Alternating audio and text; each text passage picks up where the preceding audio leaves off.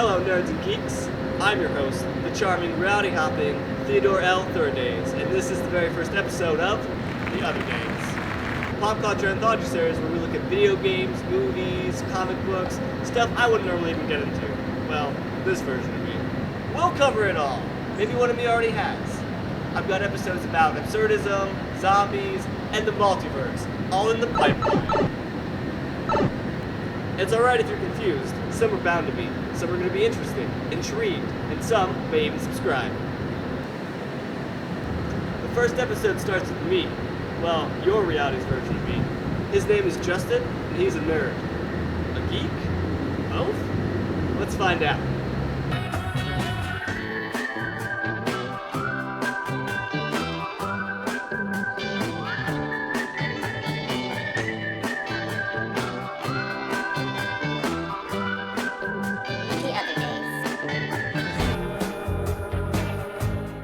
Hello YouTube, my name is Justin, and this is my first video. In a true geeky fashion, I'm going to make it about a topic that I think is very interesting and that I really like, and to make the rest of you listen to me ramble on for about 10 minutes or so. The topic is, what is a nerd and what is a geek? Is there a difference, and does it matter? Now if my tagline is a geeky delve into pop culture, I'd better make sure I know what I'm talking about. So find out why, now is a great time to join the hunt. I mean club. Geeks. First off, let's look at nerds and geeks through a historical lens. The term geek is actually pretty intense. It derives from traveling circus performers circa early 1900. Performers were known to do bizarre, disgusting acts for entertainment, including biting off the heads of chickens, live chickens. Now, I like to perform, obviously. Does that make me a geek? Today's geeks, in contrast to their early carnivorous predecessor, are very knowledgeable and more highly regarded.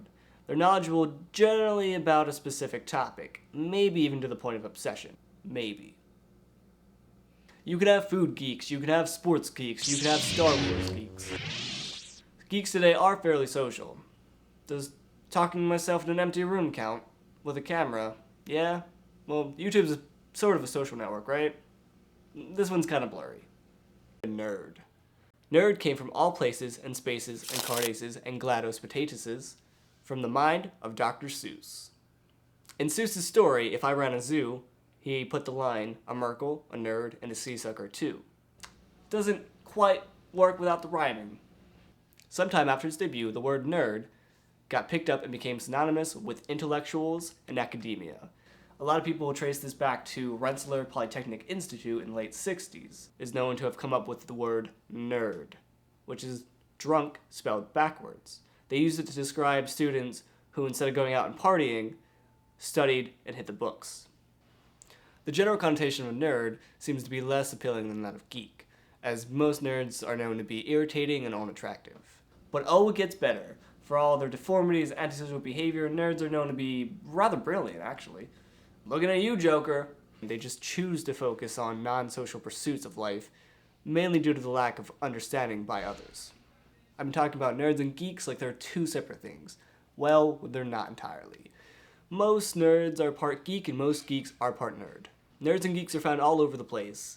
There's probably one in your house right now. Maybe part of your family. Maybe it's even you. We're not to be treated like zombies, though a lot of us like zombies. In fact, a lot of fellow geeks will eat up pop culture and its merchandise like they were brains. You know what? Maybe you should treat us like zombies. There are various levels of nerdom and geekdom, and media producers know this. In the past decade alone, there's been a huge influx of nerd and geek content, genuine and ironic. Now this content is usually in the form of stories, movies, TV shows, comics, video games, what have you. Or on the other hand, producers have been sprinkling nerd bits and geek references into their work. I believe this is partially out of homage, and partially out of the need to bring that niche group into their market and audiences. I, for one, am enjoying this. This content has always been there and has always had a following. It just is only now becoming more mainstream. Though I wouldn't say it'll ever become too mainstream, because that would be kind of oxymoronic to the meaning of nerd and or geek. But hey, now is a great time to be alive if you're a nerd and a geek. I mean, just look at our presence in the world today, on the internet particularly. What about the fact that we're making more content for ourselves? Prime example. First, I want to hit on some other names like dork, hipster, weirdo, though I prefer wardo myself. Now I want to dissect which group I fall into, either nerd or geek. Now I'm comfortable watching movies, playing video games, talking about intellectual topics and pop culture, but when it comes to sports, the spark hasn't always been there. Like, it's great. Like, I'm a little, like, Steph Curry has been lighting up the league. He has one of the highest PRs in the league. He has one of the highest efficiency from the three-point line. It's outstanding. Kevin Durant did get injured, though, but the Thunder have been playing extremely well. They've been in the low block and playing a lot through Enes Kanter. It's been great. What do you think about that? I have no idea. Wait, come back. All in all, I would say I'm definitely more of a geek myself. I'm a huge film buff, I'm a pop culture fanatic, and I'm smart. But I'm not that smart. I wasn't always ready to declare my geekdom out loud. Or at all, in fact. Back in high school, I was called nerd and geek a lot, and I resented it. People just didn't get who I was, including myself. It took me a long time to figure that out. That I am a geek, and that I'm proud to declare that. So why does knowing the difference between a nerd and a geek matter to you? Well, maybe it doesn't. But I'm sure there are some out there that has helped. I know it helped define who I am, and will help define this show. So remember, if you're a nerd and a geek, embrace it.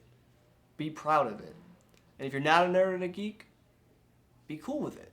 Stay classy, stay nerdy, stay geeky. That version of me was a pretty big geek, but he was kind of cool. He even managed to slip in a message about acceptance in today's show. I bet with that wisdom, he can get all the ladies' numbers. Imaginary numbers, that is. Well, personally, I thought he was average. No, I'm not being mean. Remember, nerds and geeks, you're living, you occupy space, you have mass, you matter. Math jokes. Don't worry, I've got the puns. When you are an interdimensional traveler, you can have the puns too. Until next time, Theo is out.